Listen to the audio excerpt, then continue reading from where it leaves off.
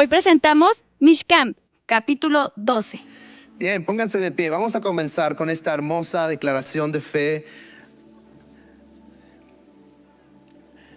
Y yo quiero que lo diga conmigo al Señor, delante de Él. Esto es algo que hemos aprendido esta semana. Algunos de ustedes ya lo sabían, ya lo hemos venido estudiando. La palabra Shema significa escuchar, pero para obedecer, ¿no? Y es lo que todos papás anhelamos para nuestros hijos, que no solo nos escuchen, sino que nos obedezcan. Y es lo mismo que Dios desea para nosotros. Si me estás oyendo, ¿no? Y Yeshua lo dice de esta manera: y el que tenga oídos para oír, que oiga, porque Yeshua estaba esperando que si lo estás oyendo, entonces ¿por qué no lo pones en práctica? Y es lo mismo. Así que me gustaría que a partir de hoy podamos hacer esta declaración. La mayoría ya lo sabe, y vamos a hacer esta declaración. Deuteronomio 6:4, dígalo conmigo, lo decimos al unísono en español y después lo decimos en el lenguaje original. ¿Les parece? Oye Israel, el Señor nuestro Dios, el Señor uno es. ¿Lo dice conmigo? Oye Israel, el Señor nuestro Dios, el Señor uno es. ¿Lo dice conmigo en hebreo? Shema Israel, Adonai Eloheinu, Adonai Echad. Dígalo fuerte. Shema Israel, Adonai Eloheinu, Adonai Echad. Muy bien. Vamos a comenzar a leer el primer versículo de este estudio de esta mañana. Le invito a que permanezca de pie y que podamos leer este versículo de la Escritura. Lo van a proyectar ahí en su pantalla. Dice aquí la Escritura: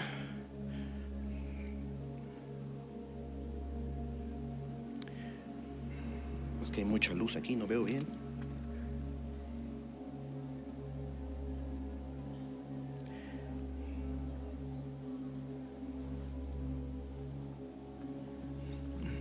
Ok, ya aparece aquí.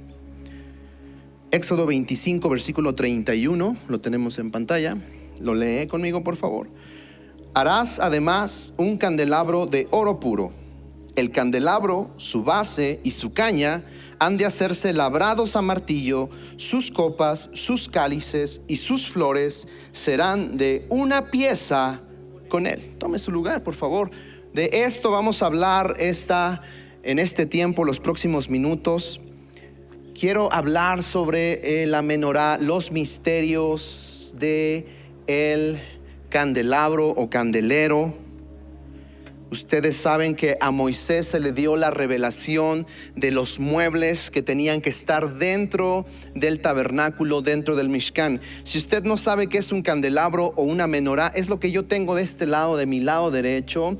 En la parte de arriba van las luces o las lámparas de esta menorá. Estaba hecha de oro, dice aquí. Su base y su caña había sido hecho labrado a martillo y de una sola pieza. Imagínense la construcción de este tabernáculo, de este menorá, hecho de una sola pieza. Escucha ahora el versículo 37, dice: entonces harás sus 7 lámparas.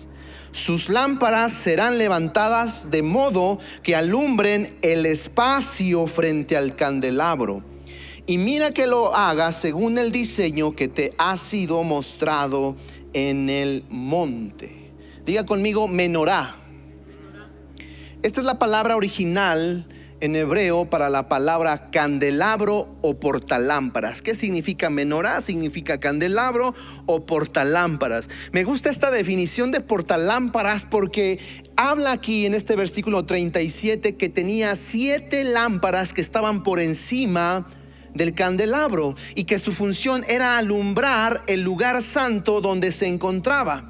El lugar santo, como todos lo sabemos, es el área que estaba dentro de la carpa sagrada. Y algunos de ustedes saben que en el lugar santo la menorá alumbraba. ¿Qué muebles alumbraba en el lugar santo? ¿Se acuerdan? A ver, ¿quién dice yo? La mesa de los panes de la proposición que tengo aquí. Y hay otro mueble que se alumbraba: el altar del incienso que está a un lado de la menorá, el altar del incienso. Estos dos muebles estaban en el lugar santo y eran alumbrados por este menorá. Pero esta semana yo le preguntaba al Señor acerca de esta menorá, porque hay un gran secreto, hay un gran misterio aquí acerca de la menorá. Sabe que cuando Dios le dice a Moisés que elabore estos objetos, muchos de estos objetos quizá Moisés no supo el porqué de estos objetos. Sin embargo, a nosotros se nos ha sido revelado este secreto. Es un misterio que ha sido revelado para nosotros. ¿Sabe?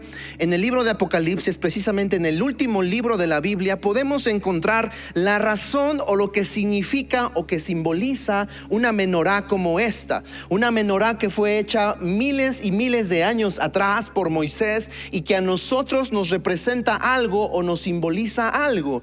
Acompáñenme por favor a leer aquí Apocalipsis capítulo 1, versículo 20. Dice aquí: en cuanto al misterio de las 7 estrellas que viste en mi mano derecha y de los 7 candelabros de oro. Y le va a decir lo que significa. Dice aquí: las 7 estrellas son los ángeles de las 7 iglesias. Y los 7 candelabros son las ¿qué?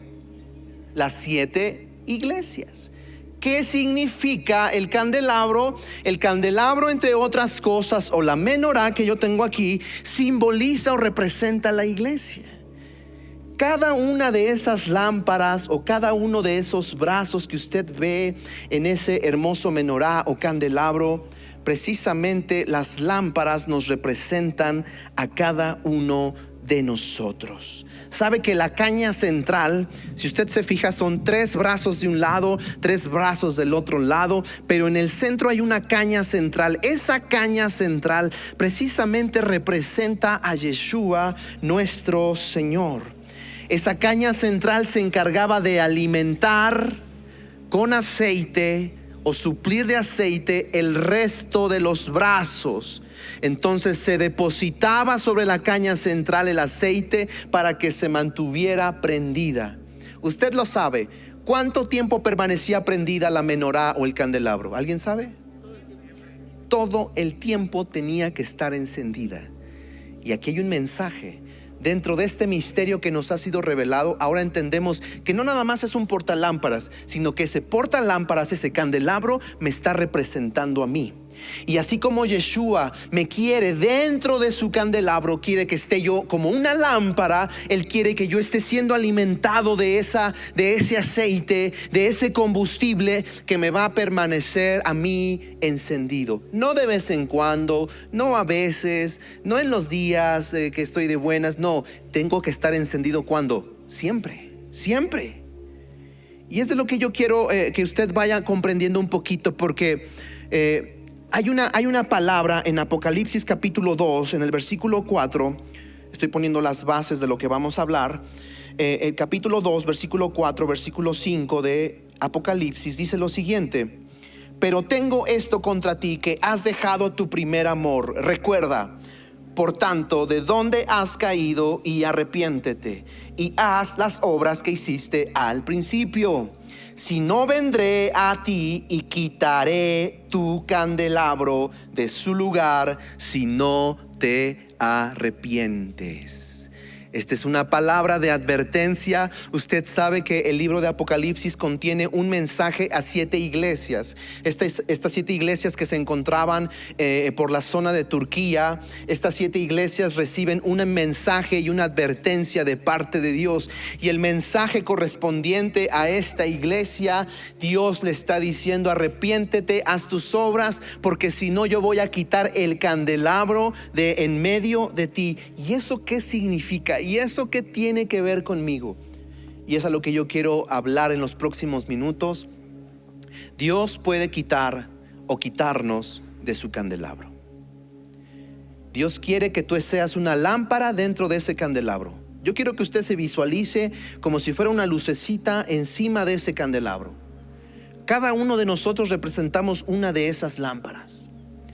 Pero sabe, Cuando el Señor ve que nosotros no queremos permanecer prendidos, es decir, no estamos siendo alimentados por el aceite de su presencia, por el aceite de su palabra, cuando nosotros nos estamos apagando, Dios nos dice: arrepiéntete, porque si no, yo voy a quitar el candelabro de en medio de ti. Es decir, te voy a quitar, te puedo remover del candelabro, te puedo remover de este portalámparas. Y eso es un aspecto muy, muy interesante, porque estuve leyendo algunos asuntos o aspectos de la escritura y encontré que a lo largo de la escritura encontramos hombres a los cuales Dios denominó lámparas. ¿Sabía eso? Esto me pareció extraordinario, porque Dios, a lo largo de la escritura, Dios llama a ciertos hombres que los denominó o los llamó como si fueran unas lámparas. Y estos hombres lámpara, o estos hombres menorá, o estos hombres candelabro, como les quiera llamar, son un ejemplo para nosotros de lo que sí tenemos que hacer. Pero hay algunos los cuales fracasaron como lámpara, fueron quitados dentro del candelabro. Y yo quiero que veamos el primer hombre lámpara o el primer hombre menorá, el cual nos deja a nosotros una advertencia. Recuerden que estos hombres fueron llamados con una misión, con un propósito, porque Él quería que permanecieran como una luz ardiendo. Sin embargo, algunos de ellos se apagaron, como es el caso de este hombre, el sacerdote Elí. Veamos este primer caso de este hombre que fue denominado una luz, una lámpara en medio del pueblo de Israel. Para los que no estén a lo mejor familiarizados con el tema, el sacerdote Elí estaba al frente de la nación. Además era un juez, era una especie, no era gobernante, sin embargo era el que estaba al frente de la nación. Sobre él caían muchas responsabilidades, además de ser un sacerdote. Pero el sacerdote Elí, llamado a ser una luz, llamado a ser una lámpara, tuvo algunos problemas en su vida. Y yo quiero que lea conmigo 1 Samuel capítulo 3, versículo 2. Dice lo siguiente: una noche Elí, que para entonces estaba casi, ¿qué? Diga conmigo, ciego. Este ya era un defecto, Recuerde que los sacerdotes tenían que ser perfectos, no debían de tener ningún defecto. Sin embargo, Elí ya estaba casi, ya se había acostado. Y escuche la frase: la lámpara de Dios aún no se había apagado. Y Samuel estaba dormido en el tabernáculo. ¿Cerca de dónde? Cerca del arca de Dios. Qué grueso Samuel, Elí tiene su recámara allá, tiene su alcoba por allá. Elí ya está grande, Elí ya casi está ciego, ya está acostado, ya está cansado. Pero hay una nueva generación representada por Samuel, y sabe dónde acostarse y sabe dónde irse a dormir. Él dice: yo me voy a ir a dormir al mejor lugar que existe sobre la tierra. Y no es un hotel 5 estrellas.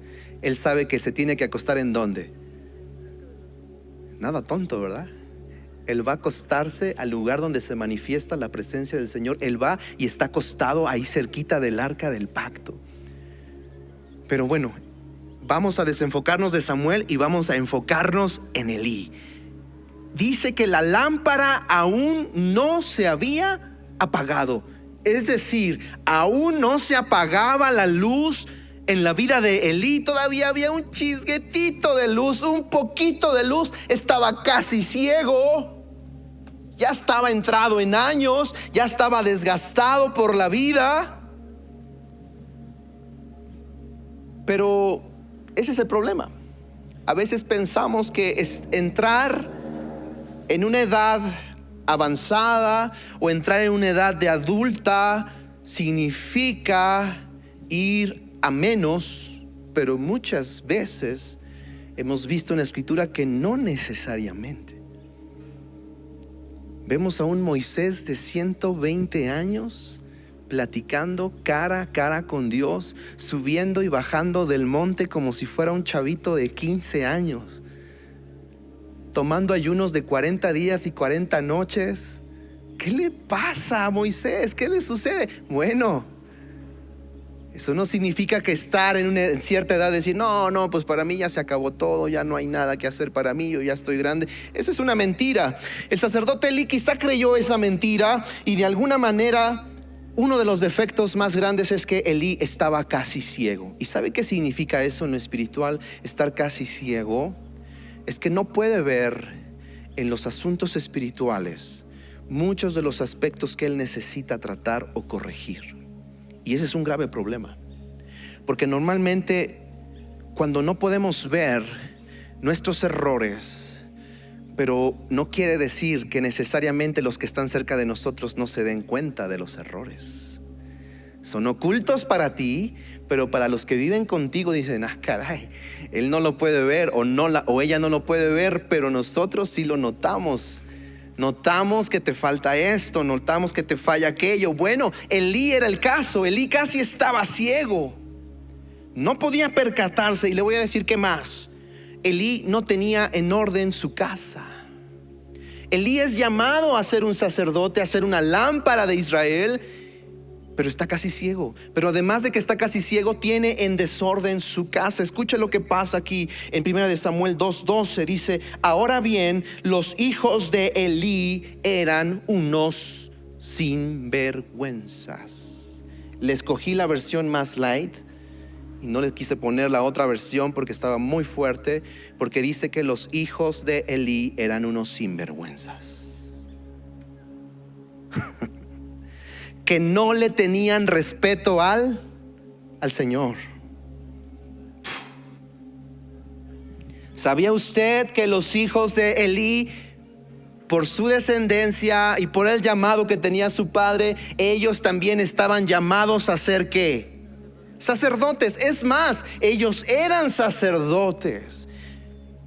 ¿Y sabe qué es lo terrible que hacían estos hombres, los hijos de Elí? Elí ya de repente ya no iba al templo. Elí dice, ya estoy muy cansado, ya se me están cerrando los ojos. Entonces mandaba a sus hijos y sus hijos se ponían en la entrada del tabernáculo. Y dice la palabra de Dios que abusaban de las mujeres que llegaban al templo y que además, cuando alguien llegaba con su sacrificio, llegaba con su ovejita, llevaba con su becerro, ellos decían, ey, pásame esa ovejita para acá, esa pónmela allá, esa va a ser para mí, esa también es para mí, apártamela. Y dice la palabra de Dios que abusaron del pueblo, abusaron de las ofrendas del pueblo. Por eso dice la Biblia que estos hijos de Elí eran unos sinvergüenzas. ¿Y saben qué? El pueblo va con Elí y le dicen, oye Elí, tus hijos son unos sinvergüenzas. Están abusando de nuestras mujeres, se están robando las ofrendas, se están robando los sacrificios. Elí, haz algo. Y Elí dice, ay, sí, voy a hablar con ellos. Y entonces Elí va arrastrando sus piecitos y llega con sus hijos. A ver, hijos, pórtense bien, ya no hagan eso, hijos. Échenle ganas, ya no hagan eso, de veras, ya, pórtense bien. ¿Sale? Chóquenlas, va, y ya. Ese fue todo su accionar, ese fue todo su regaño, ese fue todo su... ¿Se da cuenta de la tibieza de este hombre? Tibio. Un hombre que no está comprometido con Dios, un hombre que no está comprometido con la disciplina en su hogar. Y por supuesto que esto nos llama la atención y nos advierte a nosotros como padres, que nuestros hogares sean una lámpara, que nuestros hogares sean una luz. Pero muchas veces esa luz se puede apagar porque a veces los padres nos hacemos los ciegos, porque a veces los padres no somos lo suficientemente fuertes para disciplinar o mantener a nuestros hijos en la disciplina del Señor. Y eso no está bien. Porque a Elí eso le costó ser de alguna manera quitado del candelabro del Señor. Cheque otro defecto que tenía el sacerdote Elí, considerado una luz para la casa de Israel. Dice aquí que estaba gordo. Primera de Samuel 4:18 dice, cuando el mensajero mencionó lo que había sucedido al arca de Dios, Elí cayó de espaldas de su asiento junto a la puerta, se quebró la nuca y murió, porque era viejo y demasiado gordo. Imagínense, el pueblo de Israel sale a enfrentar a los filisteos y el pueblo de Israel dice: tenemos miedo, no sabemos qué va a pasar, vamos a llevarnos el artefacto del arca del pacto, seguramente nos va a dar suerte, seguramente nos va a ir bien si nos llevamos el... Error. Se llevan el arca del pacto, los filisteos arrasan con el pueblo de Israel y encima les roban el arca del pacto. Cuando viene el mensajero a decirle a Elí, ¿sabes qué? No solo perdimos como 32,000 hombres en la batalla, sino que además nos robaron el arca del pacto. Y cuando le da esa noticia, dice que Elí está sentado en una silla y se va para atrás, se quiebra la nuca y se acabó la historia de un hombre que pudo llegar a ser, pero no pudo llegar a ser, pero no lo logró. Este es el claro ejemplo de alguien que tiene todos los elementos o las herramientas para poder llegar a ser lo que Dios lo llamó a ser. Sin embargo, dice que estaba casi ciego, no era recto en su disciplina con sus hijos, sino que además estaba gordo. ¿Y saben por qué estaba gordo? La escritura dice ahí en el capítulo 3 de Samuel que sus hijos le daban de comer de lo que se robaban de los sacrificios, le daban de comer a su papá. Decían: papá, te trajimos barbacoa. ¡Fum! Papá, te hicimos una birria. Papá, te hicimos... Y entonces hacían de comer y hacían de comer, de alguna manera como para sobornar o para que su papá no dijera nada. Y entonces comía de lo lindo y estaba gordo. ¿Sabe? Este es un ejemplo en lo espiritual. Estar gordo significa que puedes saber muchas cosas, pero no haces nada con lo que sabes. Y eso es lo peligroso dentro del cuerpo de Cristo, dentro de los creyentes, que podemos escuchar cada semana un sermón diferente, que cada semana podemos escuchar un mensaje distinto, pero eso no significa que yo esté aprovechando el mensaje de la palabra de Dios. Simplemente estoy acumulando. Y eso me va a poner como gordo. La palabra de Dios no es solo para que la escuches. Muchos pensamos que solo se trata de venir a cumplir. Yo ya escuché, yo ya estuve, yo ya escuché mensaje, ya escuché misa, ya escuché la palabra. Punto, me voy. Eso no es todo.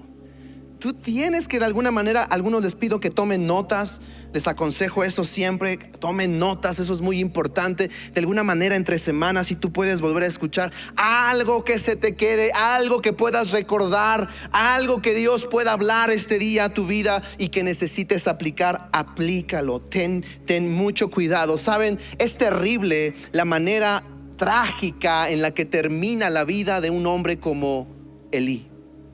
No estamos hablando de cualquier persona, estamos hablando que él era el sacerdote, él era el líder principal de toda la nación, él era un siervo de Dios, pero sin embargo su final fue un final trágico, que nos quede como advertencia.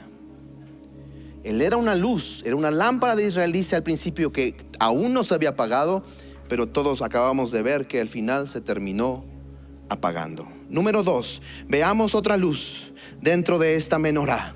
Veamos al mismísimo Sansón. Digan conmigo Shimshon. Está difícil, ¿no? Shimshon. Ese es un nombre original de Sansón. Nos llegó a nosotros al español como Sansón. Shimshon significa semejante al sol. ¿Saben que Sansón fue un hombre tan especial que cuando Dios, aún antes de que naciera, Él lo preparó? Era un hombre tan hermoso, un hombre rubio, que decían: este es semejante al sol. Era una luz dentro del pueblo. Dios lo levantó para ser un libertador de la nación de Israel. Ustedes saben que siempre fueron de alguna manera sometidos por sus acérrimos rivales, los filisteos. Siempre estuvieron ahí haciéndoles la vida imposible, y Dios levanta a un hombre como Sansón para ser el libertador de la nación. Es decir, él era una luz, llamado a ser una luz para el pueblo de Israel. Pero todos sabemos que Este hombre tenía unas características especiales. ¿Saben? Este hombre, al igual que Samuel, era un hombre nazario. Diga conmigo, nazario. Algunos de ustedes ya saben lo que es un nazario. Un nazario es una persona que se dedica o se consagra al Señor. Nazario significa apartado o consagrado. Y desde antes de que Sansón naciera, el ángel se le aparece a los papás de Sansón y les dice: su hijo va a ser apartado con una misión, con un propósito, va a ser nazario. Y los nazarios tenían ciertas cualidades que tenían que cuidar. No podían tomar vino, no podían tocar nada que estuviese muerto, animal o persona. Tenían que dejarse crecer su cabello. Estas son llamadas las guedejas. Diga conmigo, guedejas.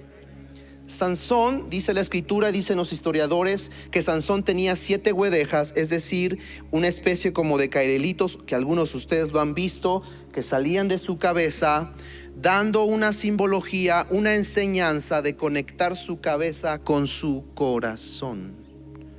Que esto es algo que nos haría muy bien a muchos, conectar lo que pensamos con nuestro corazón. Amarás al Señor tu Dios con toda tu mente, pero también dice que con todo tu corazón. Esto es muy importante. Bueno, estos simbolismos y estos rasgos específicos que Sansón tenía era para que él comprendiera que era especial y que era apartado, que era llamado, destinado a ser una persona de influencia, una persona que iba a ser luz y libertador para el pueblo de Israel. ¿Saben? Ahí andaba Sansón con sus guedejas, ahí andaba Sansón todo rubio, semejante al sol. Ahí andaba Sansón deteniéndose, absteniéndose del vino, de tocar las cosas muertas. Ahí estaba Sansón de una manera guardándose del pecado. Pero en algún momento de su vida él pierde el rumbo. Saben, Sansón es la clásica historia donde él nace con muchas ventajas, pero el nacer con muchas ventajas no te dice que vas a tener éxito en la vida. ¿Sabes? A veces como papás pensamos eso, que si nuestros hijos tienen muchísimas más ventajas que las que tuvimos nosotros, van a tener súper éxito en la vida. Error. Si no les enseñas lo más importante en la vida, ama a Dios y apártate del mal, eso es lo más importante que les puedes enseñar a tus hijos. Entonces Sansón nace con una ventaja: es llamado por Dios, tiene una fuerza sobrenatural, es un hombre que es llamado a ser apartado. Ya era un hombre especial desde que nació, ya era una gran ventaja para él, que todos lo voltearan a ver, que él era como que el centro de atención. Este es Sansón, semejante al sol. Pero ¿saben a qué se dedicó Sansón? Precisamente se dedicó a todo lo contrario, se desvió. Entra en yugo desigual, se mete con mujeres filisteas que no eran de su pueblo, entra en impureza, toca animales muertos, toca lo que no debe de tocar. ¿Se dan cuenta? Toma vino, toma sidra. Y es terrible la manera en la que Sansón poco a poco empieza a caer y a caer y a caer. Sabe, usted puede estar aquí sentado esta tarde y pensar: pues bueno, Sansón tenía muchas ventajas, yo no tengo tantas ventajas como las que tenía Sansón. Se equivoca. Si usted tiene a Jesús en su corazón, usted tiene muchas ventajas. Usted es considerado parte del pueblo de Dios, y usted es considerado parte de la familia de Dios, y es considerado también con la responsabilidad de ser una luz dentro de su casa, una luz dentro de este mundo. Usted está llamado a ser como un Sansón, un libertador. Pero nos puede pasar lo de Sansón: creernos demasiado fuertes y cometer este tipo de permisiones en nuestra vida que nos terminen afectando. ¿Saben? El nombre Dalila, que es con la mujer con la que se junta esta filistea, esta mujer que logra trabajar en equipo con los filisteos para tratar de encontrar el punto débil de Sansón. El nombre Dalila significa la que debilita. Yo no sé cuál sea tu Dalila. Y quizá no es una persona, quizá es un hábito, quizá es una actitud, quizá es tu temperamento. Hay algo que te debilita. Y sabes que hoy encontramos muchos cristianos que son permisivos con muchas cosas. Ya nadie se pregunta dentro del cuerpo de Cristo si hay algo a lo cual yo me tengo que abstener. Ya nadie pregunta eso. Ya todos queremos nada más las bendiciones, queremos las promesas y vamos a reclamar las promesas, pero nadie pregunta si tenemos que abstenernos de algo. Sansón tenía que abstenerse de ciertas cosas, las cuales él no se abstuvo, y por eso llevó una vida de desvío constante que lo llevó a fracasar en su misión. Pudo ser lo que Dios lo llamó a ser. Sin embargo, las permisiones en su vida lo debilitaron. ¿Sabes? Eso nos puede suceder a nosotros. No seas permisivo. Tú tienes que saber que hay cosas de las cuales, aunque te sean lícitas, dice el apóstol Pablo, no te convienen. No te conviene, no necesitas entrar ahí. Y escucha el versículo más triste de la Biblia. En Jueces capítulo 16 versículo 20 podemos leer uno de los versículos para mí de los más tristes. Dice aquí: ella entonces dijo, está hablando Dalila, Sansón está acostadito en las piernas de Dalila, su amante, la que lo llevó a ser debilitado. Esta mujer entró en contubernio con los filisteos hasta que encontró el secreto, lo cual debilitaba a Sansón. Entonces Sansón está dormidito en sus piernas y esta mujer le corta sus guedejas. Y entonces dice: Sansón, los filisteos se te echan encima. Dice que él despertó de su sueño y dijo: saldré como las otras veces y escaparé. Pero no sabía que el Señor se había apartado de él. Porque es para mí de los versículos más tristes. Sansón ni siquiera se había dado cuenta que Dios ya no estaba con él. Sansón en su lógica decía: pues como las otras veces me despierto y tengo que enfrentarme a 10, me enfrento a 10. Tengo que matar a 20, mato a 20. Soy lo suficientemente fuerte y voy a escapar como las veces pasadas. Y entonces se despierta de su sueño y se da cuenta que Dios ya no estaba con él, que ya no tiene la misma fuerza que solía tener. Algo lo venía debilitando y algo lo terminó por vencer. ¿Y sabes qué es lo más triste de esto? Su muerte. ¿Sabes cómo termina? Dice que lo toman a Sansón, lo toman prisionero, lo llevan, lo meten en la prisión y le sacan los ojos a Sansón. Le quitan sus ojos a Sansón. Sansón se queda tuerto. Y dice que los filisteos tenían una celebración ahí en su circo. Están los filisteos y dicen: tráiganos a Sansón, que nos venga a divertir, que se eche unos chistes, que nos venga a entretener. Y entonces mandan a traer a Sansón ya sin ojos, ya acabado, ya derrotado, frustrado. Y empieza a divertir. Y todos lo ven como una burla. ¿Qué no era ese Sansón? ¿Qué no era el que era semejante al sol? Miren en qué vino a terminar. Y dice la palabra de Dios que Sansón clama a Dios, le dice a Dios: dame una oportunidad para que pueda yo tirar este lugar y pueda yo morir junto con los filisteos. Dios le concede fuerza una vez más y tira el recinto donde están. Y esa es la muerte de un hombre que pudo ser lámpara, pero terminó en su muerte con los filisteos. Terminó muriendo con sus enemigos. Terminó siendo la burla de todos. ¿Se dan cuenta que no necesariamente nacer con todas las ventajas te va a llevar a tener éxito en la vida? No necesariamente. Hay cosas que te van a debilitar. Veamos el siguiente hombre lámpara de mis preferidos, David. David es considerado también un hombre lámpara, una lámpara en Israel. David es ungido nada más y nada menos que 3 veces. Aproximadamente a la edad de 8 o 9 años es ungido por primera vez, imagínense, para ser puesto como rey. Él es ungido por el profeta Samuel y posteriormente es ungido 2 veces más.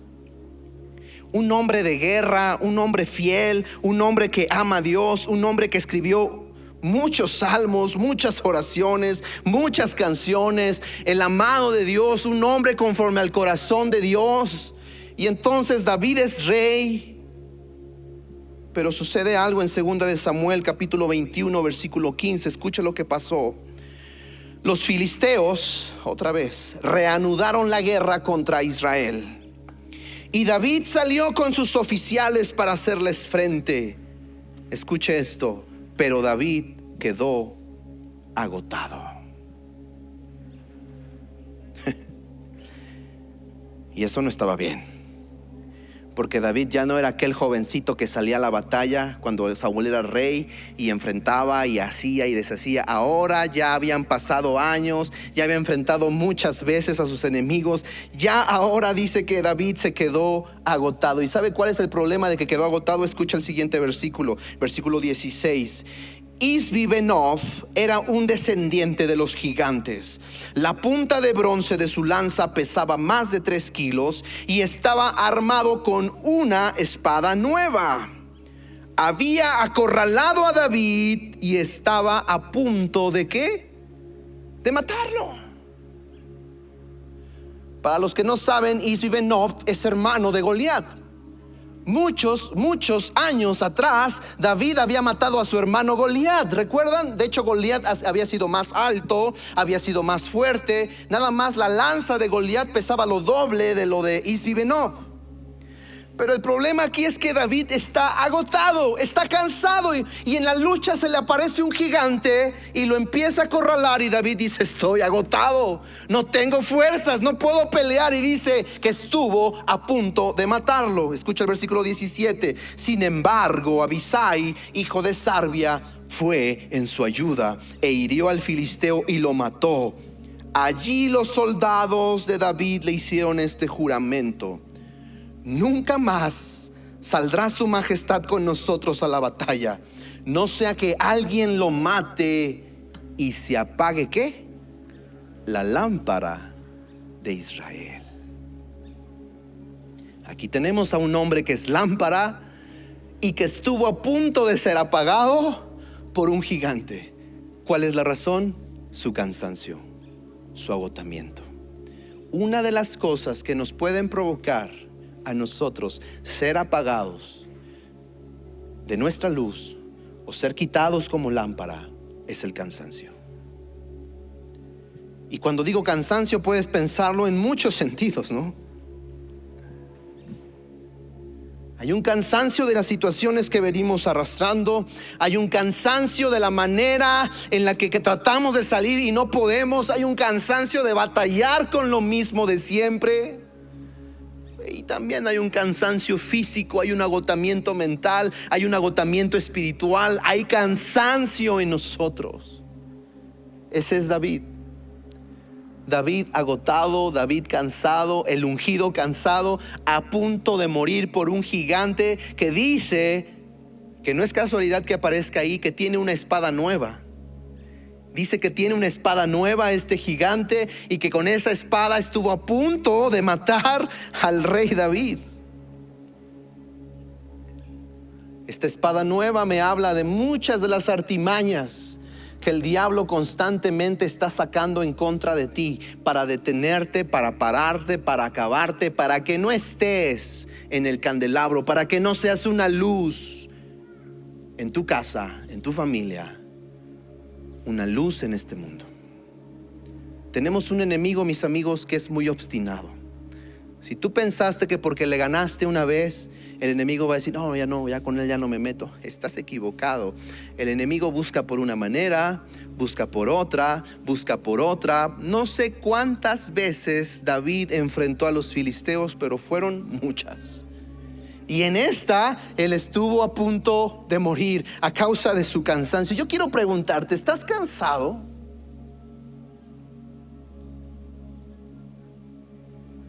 Yo sé que algunos están cansados porque están medio dormidos. ¿Sabes cuál es el problema? David no pudo reconocer que estaba cansado.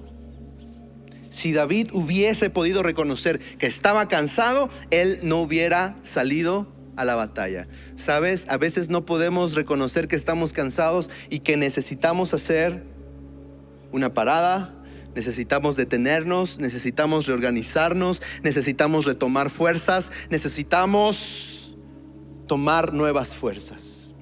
Pero necesitamos parar. Pero a veces el ritmo que traemos no podemos parar. Dices que no puedo parar. Es mentira. Necesitas parar. ¿Puedes reconocer cuando estás cansado? ¿Puedes reconocer cuando necesitas parar? ¿Puedes reconocer cuando no debes de seguir? Es más, ¿tienes a alguien en quien apoyarte cuando estás cansado? ¿Sabes que si no hubiera llegado Abisai a ayudar al rey David, David ahí hubiera quedado? Abisai llega y apoya al rey David y mata al gigante. El segundo de 5 gigantes que dice la Biblia, lo mata Abisai. Pero si Abisai no hubiera llegado, David no la hubiera contado. Casi se apagó la lámpara de Israel, casi se apagó, pero no se apagó.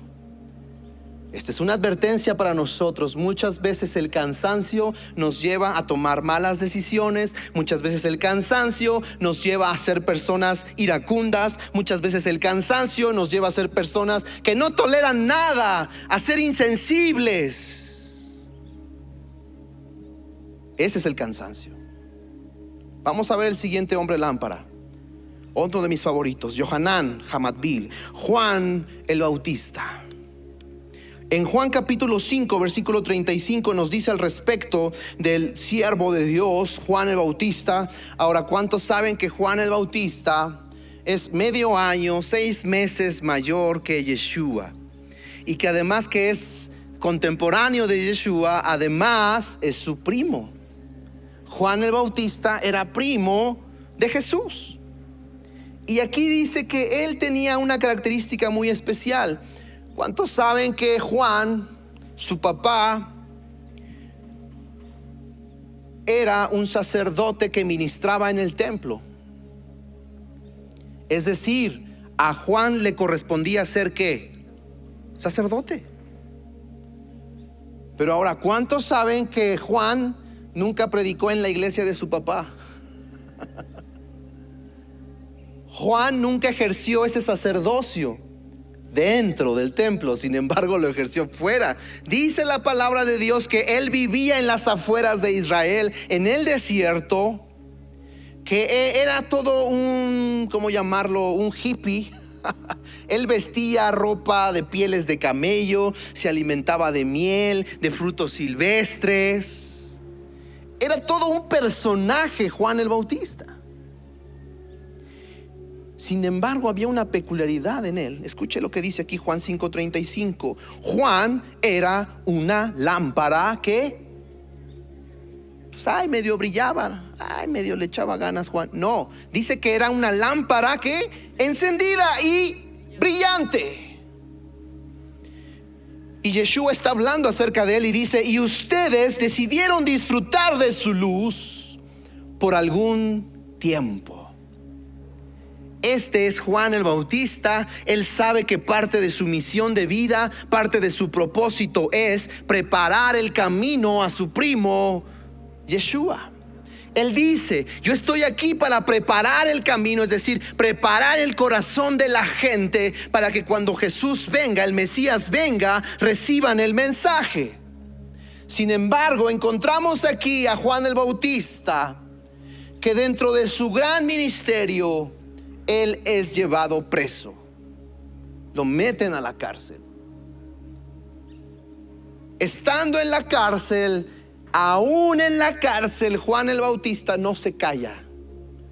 Se da cuenta que Herodes Antipas, el hijo de Herodes el Grande, quien era tetrarca de esa zona, estaba cometiendo infidelidad porque había tomado como mujer a la esposa de su hermano.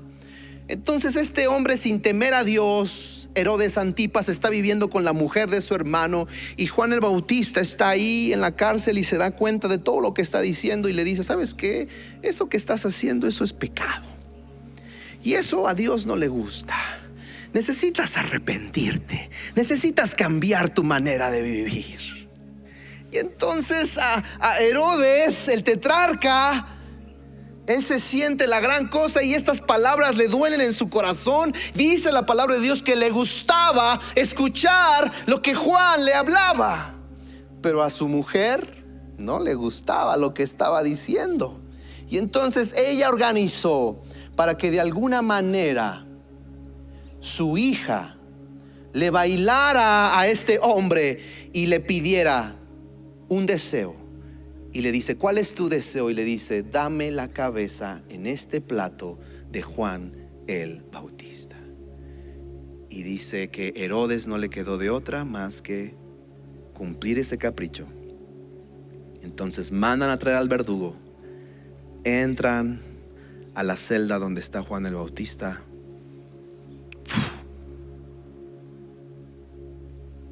En apariencia parece que apagaron esta luz.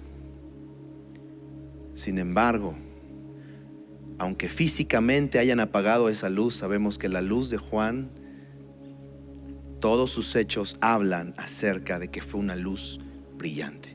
Saben, aquí me queda una gran lección, porque muchas veces pensamos que porque soy cristiano, a mí me tiene que ir bien. Ya lo decreté. ¿Sabes qué? Eso no es cierto.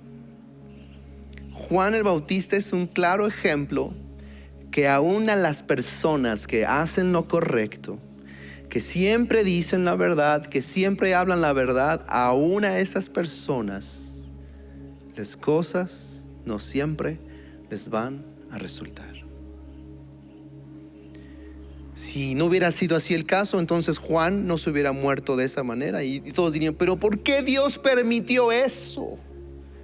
¿Por qué Dios permitió que mataran a Juan el Bautista si era un siervo de él, si estaba preparando el camino? ¿Por qué decapitaron a Juan el Bautista?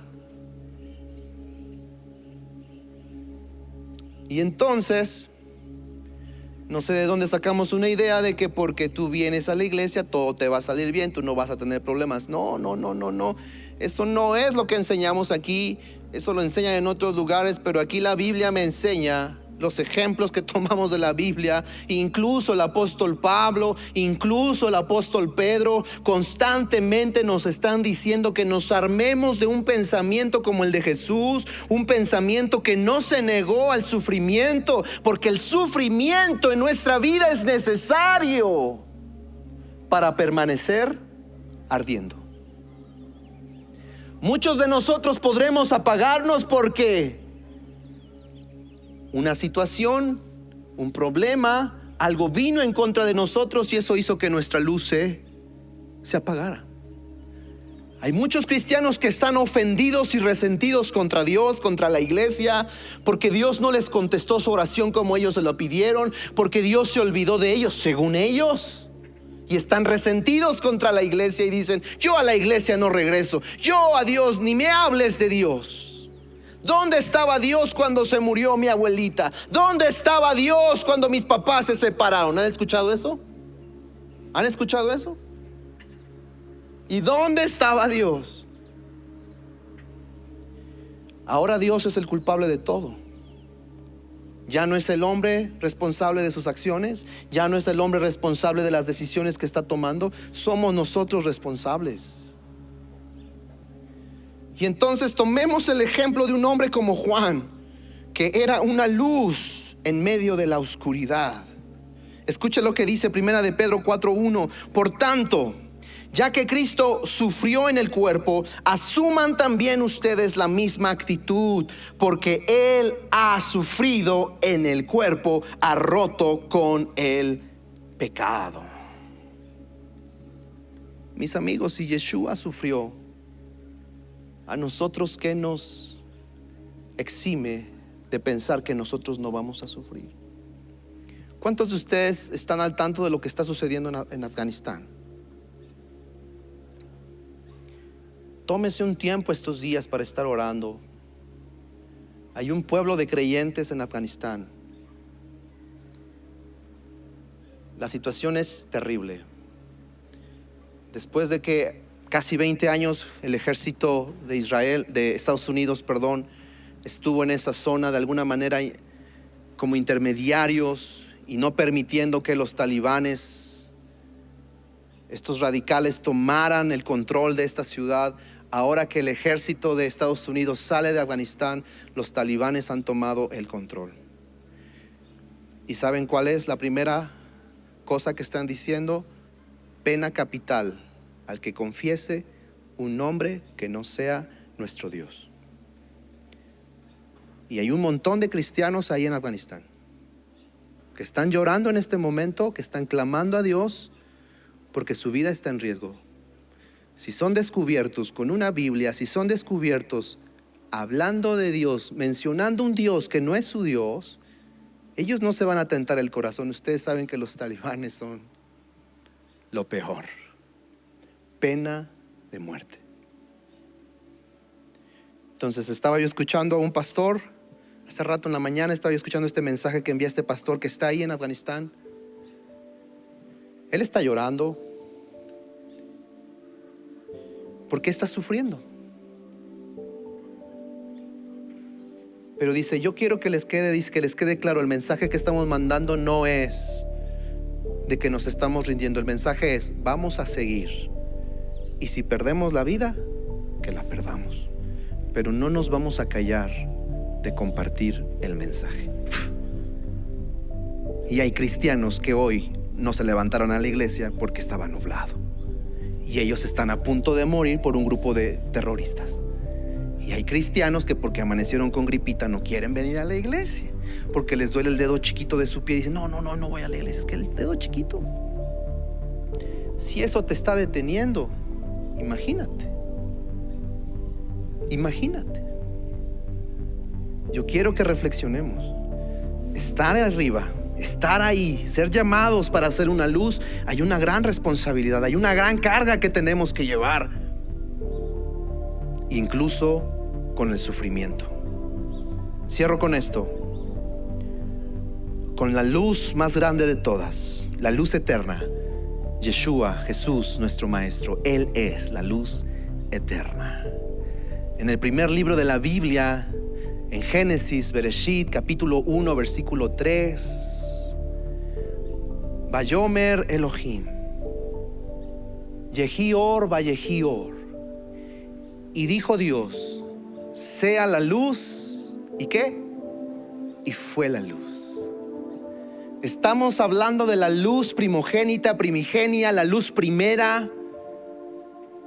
Y quien lee con detenimiento la Biblia, estamos en el versículo 3 del primer libro, el principio de todo. Y Dios está diciendo, sea la luz, y fue la luz. Es la primer palabra que Dios habla en el universo. Y la primer palabra que dice es, sea la luz. Y que conste que en ese momento no había sido creado ni el sol ni la luna. ¿Algunos de ustedes ya pensaron en eso? ¿Cómo estaríamos sin la luz del sol ni de la luna en este momento? No podemos concebirlo porque siempre hemos tenido ¿qué? La luz del sol y el reflejo de la luna. Y cuando Dios dice sea la luz, no existían aún el sol y la luna. Estamos en presencia de la luz primigenia, de la luz eterna, la luz de Yeshua. Los profetas dicen que cuando Yeshua regrese no habrá necesidad de la luz del sol, porque Él mismo con su resplandor va a iluminar todo. Escuche lo que dice Juan 8:12. Yeshua acerca de sí mismo dice: Jesús habló una vez más al pueblo y dijo: yo soy la luz del mundo. Si ustedes me siguen, no tendrán que andar en la oscuridad, porque tendrán la luz que lleva a la vida. ¿Cuál es la luz que tú necesitas para permanecer ahí?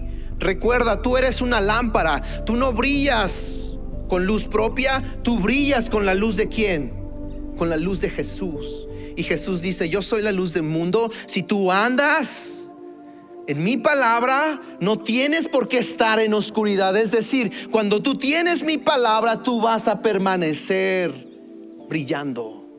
Tú estás llamado a permanecer brillando, a llevar a cabo la palabra de Dios. Pónganse de pie, por favor. Hola Colectivo 7, no puedes perderte nuestra nueva serie Mishkan. A partir de ahora podrás ver y escuchar la prédica completa todos los miércoles en punto de las 7 de la noche. Recuerda que estará disponible en Spotify.